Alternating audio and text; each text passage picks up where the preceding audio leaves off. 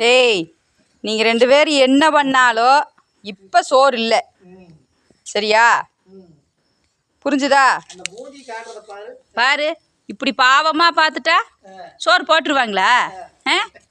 இப்போ சோறு உங்களுக்கு கிடையாதுடா. நைட்டெல்லாம் எங்கடா போயிருந்தீங்க நைட்டு? 10 மணிக்கு வேலை பார்த்தா உங்கள் 2 பேர்த்தையும் காணோம்.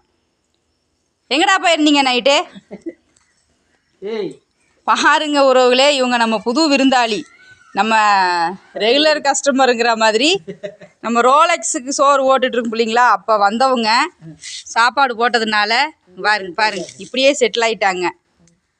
நம்ம எங்கே போனாலும் இப்போ நான் பாருங்க தோப்புக்குள்ளே ஓலையெல்லாம் இழுக்கு போகணும், என் கூடவே சுற்றிட்டு இருப்பாங்க.